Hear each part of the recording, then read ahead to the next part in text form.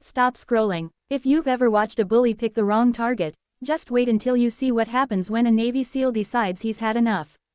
Before you dive in, hit subscribe because stories like this only get wilder from here. The day the new girl walked into Ridgewood High, the whole hallway froze, not because she was loud or flashy, but because she was the exact opposite. She walked like she wished she were invisible, clutching a stack of books to her chest so tightly her knuckles turned pale, her dress a soft lavender thing that looked handmade, the kind of gentle fabric people with cruel hearts notice first because it gives them something delicate to destroy. Her name was Lena Brooks, transferred mid-semester, which was already social suicide in this school where cliques were carved in stone, and bullies like Marcy Keaton and her pack of gossip-devouring shadows waited like wolves near the lockers for anyone who seemed small enough to corner. Lena didn't know any of that yet. She only knew she wanted to get through her first day without drawing attention, without letting anyone notice how her voice shook when she introduced herself, without letting the fear that followed her from her old school rise in her throat again. She didn't know her situation was about to snap like thin glass, not because she did anything wrong, but because some people cannot see gentleness without wanting to crush it. And so it happened during third period break, when Lena tried to go through the side hallway, thinking it would be quieter, thinking she was avoiding the crowd. She didn't realize she was walking straight into the territory Marcy and her group used specifically to isolate new prey. The girls circled her before she even knew she'd stopped walking, Marcy's painted smile sharp as broken candy, her voice dripping fake sweetness as she asked if Lena sewed her own dress or if her grandma made it for her. Lena's cheeks went pink, her voice barely audible as she said it was actually something she had made herself, because sewing was relaxing. And that was it, the moment the wolves smelled vulnerability, the moment everything shifted from mocking laughter to something darker.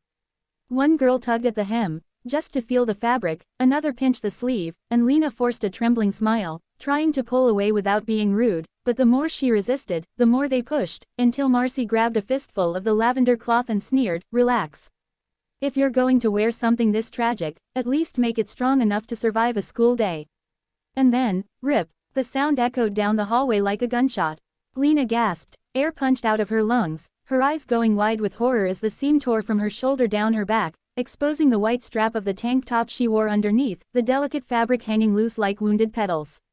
The hall went silent. Some students looked away because they felt bad, others watched because cruelty is a show they can't resist. Marcy's pack snickered, proud of their work, proud of the humiliation burning on Lena's face. Tears filled her eyes, hot, helpless, humiliating. She turned away, trying to cover herself, but the damage was done, and the laughter grew louder, uglier, like a crowd at a cruel circus. And then, the hallway changed. Not gradually, not subtly, but instantly, like a shift in air pressure before a storm. Because someone had just stepped around the corner. Someone who had heard the rip. Someone who had seen Lena's face collapse. Someone who had spent years learning exactly what to do when surrounded by predators. A man in his 30s, in a navy blue t-shirt stretched against a build forged by more push-ups than these students could imagine, boots that thudded heavy on the tile, hair cut short, jaw carved in that unmistakable military way. And the moment his eyes landed on Lena and the torn dress, the laughter died in every throat. Because nobody needed to be told what he was. A Navy SEAL had just walked into the hallway. And the bullies, finally, impossibly, went silent. His name was Chief Owen Brooks, though the students didn't know that yet. They only knew the atmosphere had changed, like the lights dimmed and the temperature dropped.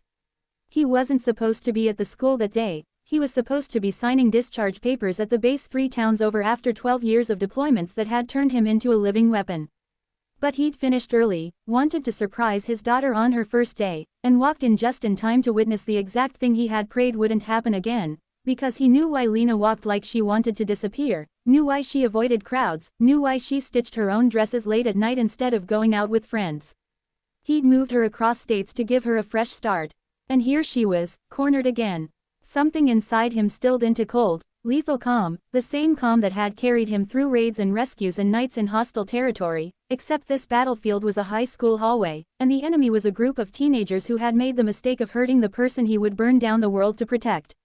Marcy tried to straighten herself, tried to put that fake confidence back on her face, but her voice cracked when she said, we were just messing around with her dress." Owen didn't blink, didn't raise his voice, didn't need to. "You touched my daughter," he said, and the words fell heavy as sandbags. Lena froze. She hadn't realized he was behind her until then. Students whispered. Someone dropped a binder. Marcy's face went pale, but she still tried to laugh it off. It was a joke, she said, shrugging as if that word could erase the humiliation still trembling in Lena's hands. She's being dramatic. Owen stepped forward, slowly, the kind of slow that makes people realize there's no escape route. Did the joke end when the fabric tore? He asked quietly. Or when she started crying? Marcy swallowed hard. We didn't mean, you did, Owen said. Bullies always mean it. Then, he did something nobody expected. Something that made the school gasp. He crouched beside Lena, took off his seal-issued jacket, and wrapped it around her shoulders with a gentleness that looked impossible on someone built like a tank. Kiddo, he murmured, you okay? Lena nodded, though her breath still hitched. But then, something surprising happened. She stepped out from behind him. The shy girl, shaking moments ago, found her voice. Dad, she whispered, please don't yell at them. Owen's expression flickered, surprise, then pride, then something like heartbreak. I wasn't going to yell, he said. I was going to teach. And teach he did, but not the way the bullies expected. Instead of punishing, threatening, or humiliating them, he turned to the crowd and said. You think strength is tearing someone down? Strength is protecting someone who can't protect themselves. If you want to act tough, try that. The hallway fell into stunned silence. Even Marcy's friends stepped back from her, suddenly ashamed. A teacher finally rushed over, breathless, having heard the commotion. She took one look at the scene and realized instantly what had happened. The principal was called, parents were notified, and through it all, Owen stood like a barrier beside his daughter, unmoving, unshaking, unbreakable. But the story didn't end with the bullies being scolded or suspended. No, something deeper was unfolding, something that would twist everything Lena thought she knew about her past. Because that night, after the principal left messages for Marcy's parents, an unexpected call came instead, from a man claiming Marcy had a connection to Owen's last mission. A connection that shouldn't have been possible. And suddenly, the bullying looked less like an accident, and more like a warning. Owen had survived explosions, ambushes, hostage situations, but none of them prepared him for the phone call that came at 9:43 p.m. It was a voice from the Navy, low and clipped, saying, Chief Brooks, we think the incident with your daughter today was not isolated. His blood ran cold. Lena looked up from the couch where she was stitching her torn dress back together, unaware that her world was about to tilt. The officer continued. Marcy Keaton's uncle is Victor Hale. Owen froze. Victor Hale, a name that still haunted SEAL briefings. A black market broker. A man Owen had helped bring down during a covert extraction. A man who had sworn revenge. A man who was now, apparently, out. The bullying wasn't random. It was a message. An intimidation tactic. A warning wrapped in teenage cruelty. Owen felt the world narrow to a tunnel. He looked at Lena, sweet, shy, gentle Lena, targeted not because she was weak, but because someone wanted to hurt him through her. The next day at school, everything escalated. Not with Marcy, because she arrived pale, shaken, and apologizing, but with someone else. A man in a tinted car parked across the street. A strange envelope slipped into Lena's locker with no fingerprint on it. A note that read, Tell your father the past isn't finished. And then, someone tried to grab Lena after school. They almost succeeded. Almost. Until Owen appeared like a storm, running faster than she'd ever seen, tackling the masked man to the ground with the force of a torpedo. Police. Sirens. Arrests. Interrogations. The man refused to talk, but Owen didn't need him to. The message was clear. Victor Hale was making his move. The school became a fortress. The town buzzed with rumors. And Lena, sweet Lena, finally broke down. Why me? She cried into Owen's chest. Why does everything follow us? Owen held her, his voice rough. Because you're the one thing they know they can't take from me. But he was wrong. They tried, harder than he expected. A week later, Hale himself appeared. Not with guns, not with threats, with Marcy, the bully, the girl who ripped Lena's dress. Except now, Marcy was terrified, shaking, her uncle gripping her arm too tightly.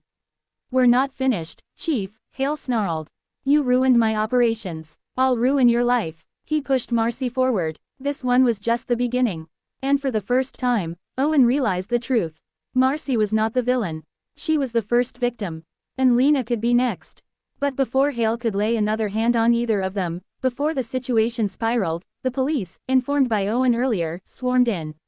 Hale was taken down, arrested, and this time, for good. Marcy sobbed apologies to Lena. Lena hugged her. Owen stood watch, as he always did. In the weeks that followed, everything changed.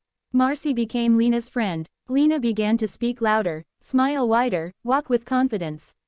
And Owen, retired from the Navy, became the school's new security consultant, using his skills to protect not just Lena, but every kid who ever felt small. And as for the lavender dress, Lena repaired it, stronger than before. Because some things, once torn, come back unbreakable.